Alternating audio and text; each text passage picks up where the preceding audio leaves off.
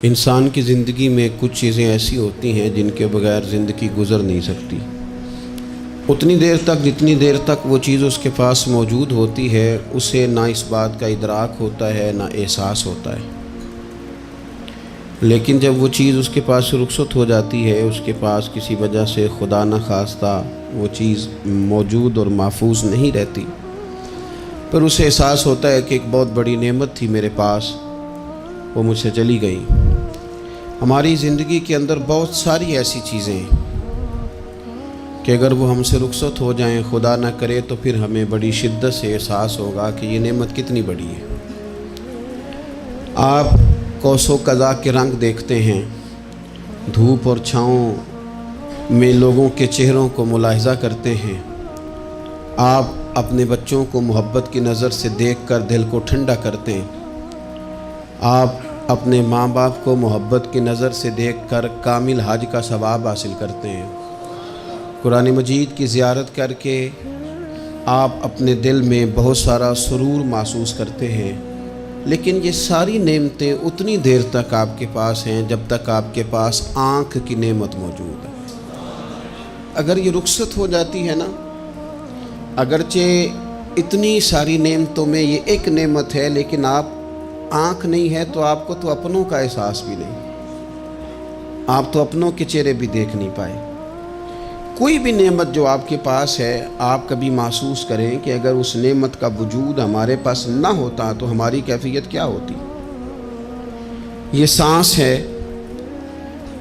ہم دو دفعہ سانس کا استعمال کرتے ہیں، ایک دفعہ اندر جاتی ہے اور ایک دفعہ باہر آتی ہے۔ اگر اندر نہ جائے تو بھی مسئلہ ہے، چلی گئی ہے لوٹ کر باہر نہ آئے تو بھی بہت بڑی مشکل ہے۔ تو اس کا اندر اور باہر جانا یہ زندگی کا احساس ہے۔ اگر کبھی سانس اکھڑنے لگے اور آپ کے سینے میں آپ کی سانس اٹکنے لگے تو ایک بہت بڑی تشویش ہے، ایک بہت بڑی آکسیجن ہے، پوری طرح سے انسان کو قید کر دیا جاتا ہے، اور وہ کہتا ہے کہ میرا تو سارا وجود سلامت ہے، ہاتھ کام کر رہے ہیں، پیر کام کر رہے ہیں، آنکھیں کام کر رہی ہیں، زبان کام کر رہی ہے، سب کچھ ٹھیک ہے، صرف سانس اکھڑ گئی ہے۔ تو انسان محسوس کرتا ہے کہ یہ ساری چیزیں سلامت ہونے کے باوجود میرے کسی کام کی نہیں۔ آپ کے پاس جتنی بھی نعمتیں ہیں ان کو اگر آپ شمار کریں تو کبھی آپ کہیں گے کہ ساری نعمتوں میں آنکھ زیادہ ضروری ہے، کبھی کہیں گے کان زیادہ ضروری ہے، کبھی کہیں گے زبان زیادہ ضروری ہے، کبھی کہیں گے دل زیادہ ضروری ہے، کبھی کہیں گے روح زیادہ ضروری ہے، لیکن میں آپ سے عرض کروں ان ساری چیزوں کے بغیر گزارا ہو سکتا ہے، رسول کائنات کی غلامی کے بغیر گزارا نہیں ہوتا۔ کیوں؟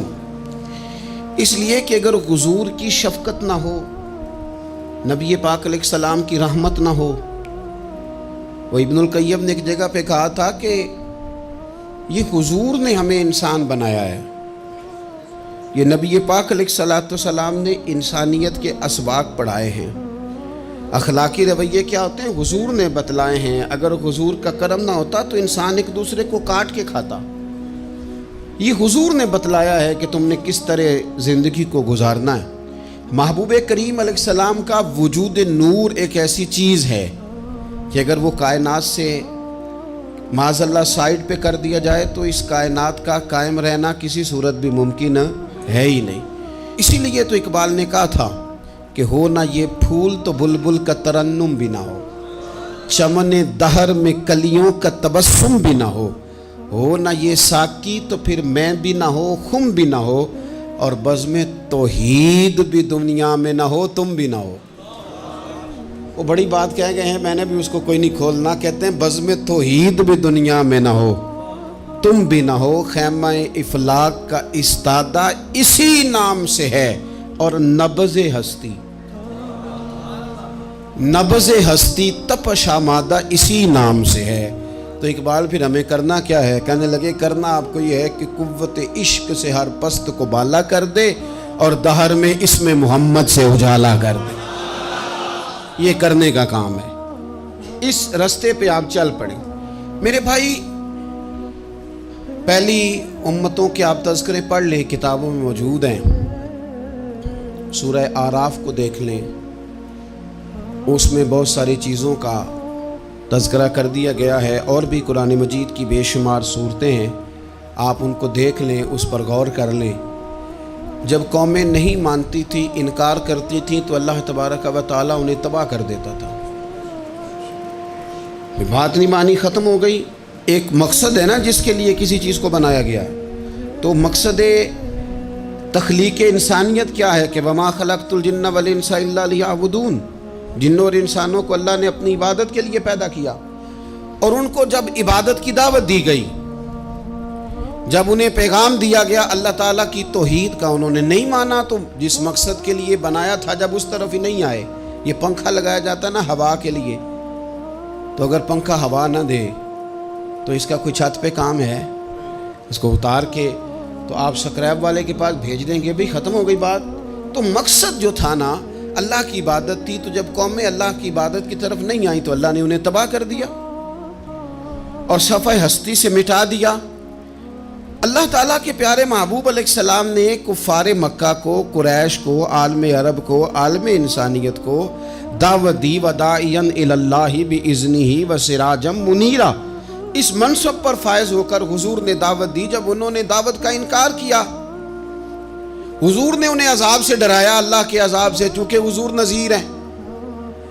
انہوں نے یہ کہا کہ اگر آپ کہتے ہیں نا کہ ہم پر عذاب آئے گا تو پھر آپ وہ عذاب لے آئیں، ہم پہ آئے۔ جب کوئی آدمی منہ سے تباہی مانگے،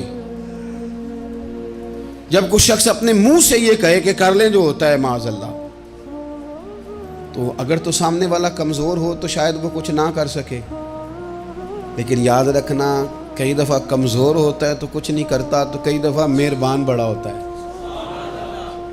رحمان اور رحیم کئی دفعہ کرم نوازی کرتا ہے۔ جب انہوں نے کہا نا کہ لائیں وہ عذاب ہے محبوب جس کا آپ وعدہ کرتے ہیں، تو اللہ نے کیا فرمایا؟ فرمایا وما کان اللہ لیعذبہم وانت فیہم۔ محبوب رب کی یہ شان ہی نہیں کہ انہیں عذاب دے، کیوں؟ اس لیے کہ آپ ان کے درمیان موجود ہیں۔ اے محبوب علیہ السلام، اللہ کی یہ شان نہیں کہ انہیں عذاب دے اس حال میں کہ آپ ان کے درمیان موجود ہیں۔ آپ میری بات کو سمجھیں گے، غور کریں گے کہ کافروں کے درمیان اگر حضور موجود ہوں تو عذاب نہیں آتا، تو قیامت میں جب حضور مومنوں کے بیچ موجود ہوں گے،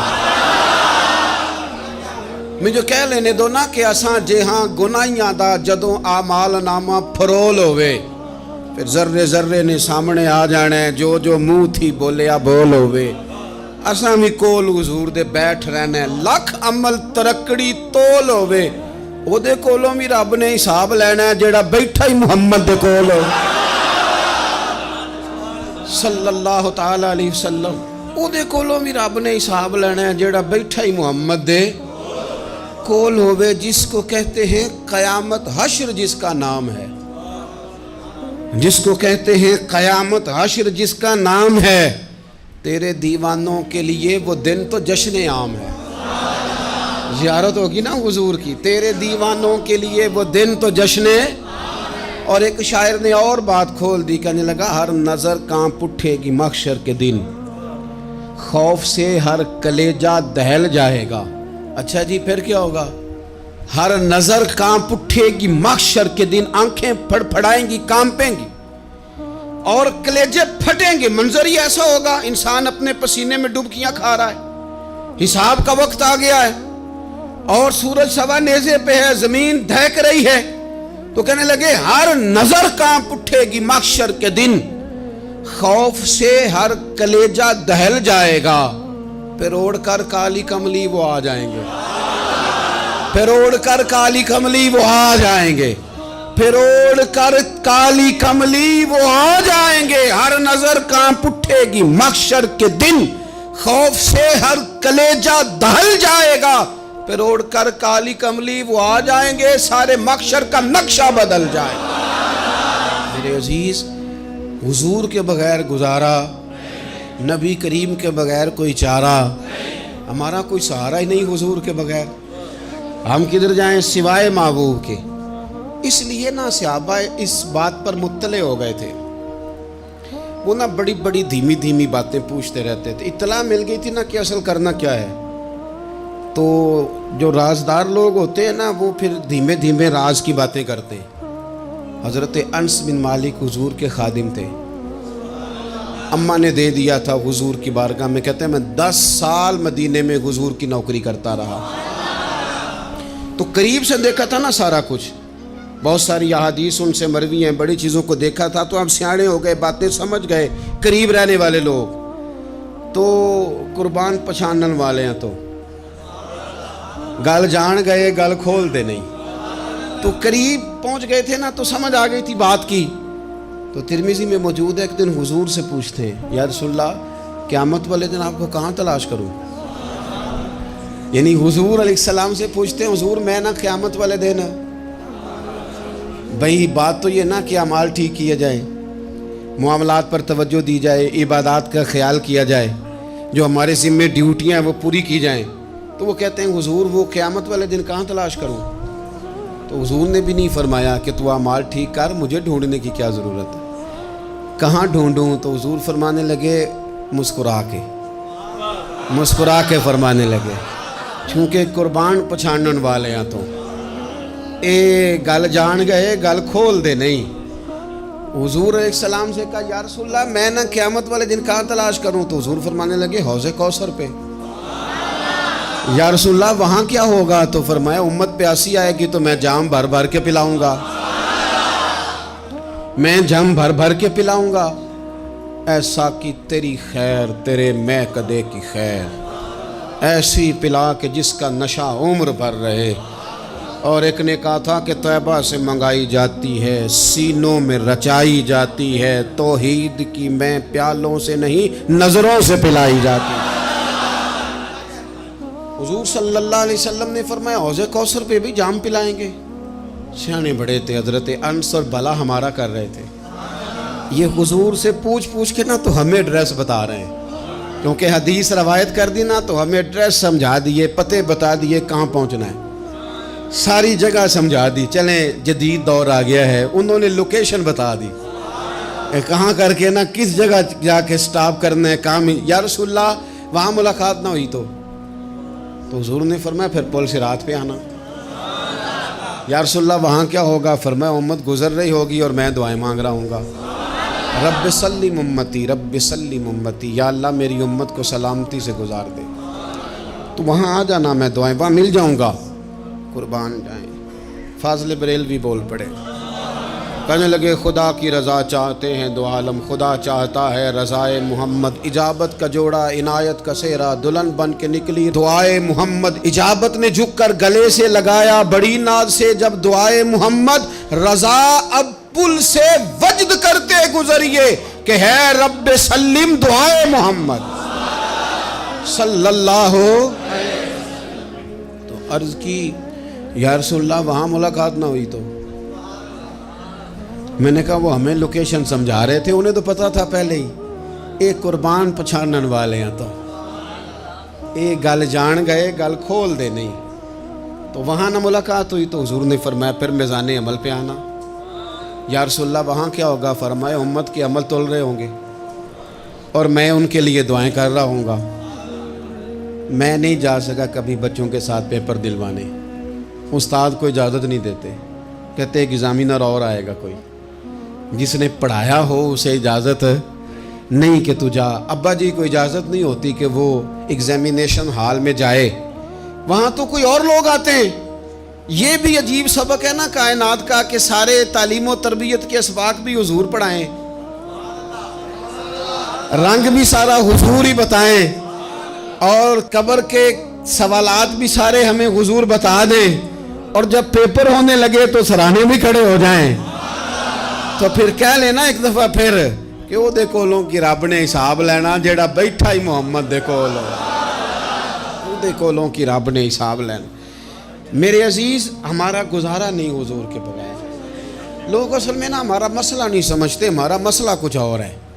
لوگ ہمیں نا بلا وجہ پریشان کرتے ہیں, کبھی جھنڈے سے, کبھی ڈنڈے سے, کبھی جھنڈی سے, کبھی کسی شے سے, کبھی کسی شے سے. کبھی کہتے ہیں وہ نعت اونچی پڑھ لی, کبھی کہتے ہیں سلام اونچا پڑھ لیا, کبھی کہتے ہیں وہ جھنڈیاں لگا دیں. میں نے کہا آپ کی بات بھی ٹھیک ہے, پر ہمارا مسئلہ تو سمجھو نا, ہمارا گزارا نہیں نا بھائی. جو کسے دا عاشق ہوئے او گل اسے دی. 100 مکر بہانے کر کے میں پوچھے میاں صاحب نو مزار تے جا کے کہ مکر کرنے ٹھیک نے؟ تساں آکھیا نا مکر کردا ہے تے حضور ٹھیک نے؟ تے مینوں لگدا ہے کہ پولا جان دے سے پے کہ سونا راضی کرنا ہوئے تے موڑ ٹھیک نے۔ حضور نے ایک دن کہا تھا، حضرت ابو سعید خدری نے کہا یا رسول اللہ آپ قرآن پاک کی تلاوت کر رہے تھے، قرآن پاک بڑا سونا پڑھتے تھے نا، تو نبی کریم نے سن لیا، اب کیا کریں دلیل دیں گے تو بات مضبوط ہو جائے گی۔ حضور نے سن لیا تو بعد میں فرمایا ابو سعید تو بڑا سونا قرآن پڑھتا ہے، رب کے علاوہ کسی کو دکھا کے عبادت کرنی جائز ہے؟ حضرت ابو سعید خدری کہنے لگے سن رہے ہیں مجھے پتہ نہیں تھا آپ سن رہے ہیں، ورنہ میں نے تو اور بنا بنا کے پڑھنا تھا۔ اب تو مان جاؤ نا، جو کسے دا عاشق ہوئے گل اسے دی کرد ہے، 100 مکر بہانے کر کے 100 مکر بہانے کر کے او دے ہی مرنے مرد ہے۔ میرے عزیز ہماری مجبوری ہے، لوگ اس بات کو سمجھتے نہیں، ہماری مجبوری ہے، حضور کا میلاد ضروری ہے، لوگ سمجھتے نہیں بات کو، اس لیے بلا وجہ رٹا ڈال کے بیٹھتے ہیں۔ بھئی ہم نے تو کوئی رٹا ڈالنا نہیں، نہ سیاست کا، نہ دولت کا، نہ اقتدار کا، نہ کسی اور چیز کا۔ سیاست دے جھگڑے اساں چھوڑ دیتے، یہ تے محبت دا جھگڑا ہے، یہ چھڑا کوئی نہیں سکتا۔ تو میرے عزیز ہمارا حضور کے بغیر گزارا، اور نبی پاک علیہ السلام کے بارے میں رب فرماتا ہے وَلَسَوْفَ يُعْطِيكَ رَبُّكَ فَتَرْضَىٰ، محبوب میں آپ کو اتنا دوں گا کہ آپ اپنے رب سے راضی ہو جائیں گے۔ کیا کروں میں؟ اب یہ آیت اتنی شاندار ہے۔ حضرت امام زین العابدین رضی اللہ تعالیٰ عنہ سے کسی بندے نے کہا قرآن پاک میں سب سے زیادہ امید والی آیت کون سی ہے؟ اس کا خیال تھا لا تقنطوا من رحمت اللہ کہیں گے، اللہ کی رحمت سے نا امید نہ ہونا۔ اس نے کہا حضور سب سے امید والی آیت بتائیں، وہ کہتا میرے ذہن میں تھا کہ یہ والی آیت پڑھیں گے۔ تو امام زین العابدین رضی اللہ تعالیٰ عنہ فرمانے لگے سب سے امید والی آیت ہے وَلَسَوْفَ يُعْطِيكَ رَبُّكَ فَتَرْضَىٰ، رب کہتا ہے محبوب اتنا دوں گا کہ آپ اپنے رب سے راضی ہو جائیں گے۔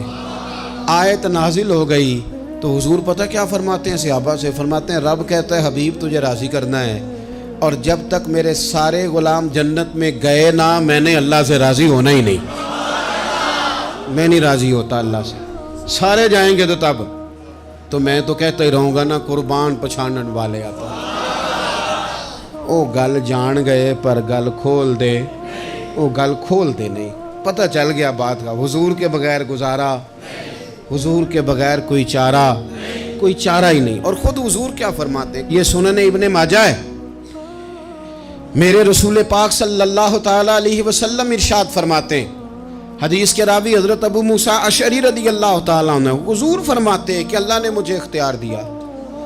یا رسول اللہ کس بات کا؟ فرمایا رب نے اختیار دیا میں چاہوں تو آدھی امت بغیر حساب کے جنت چلی جائے، اور میں چاہوں تو اللہ سے اختیار لے لوں کہ یا اللہ مجھے شفاعت کا حق دے، میں سفارش کرتا جاؤں اور تو انہیں معافی دیتا جائے۔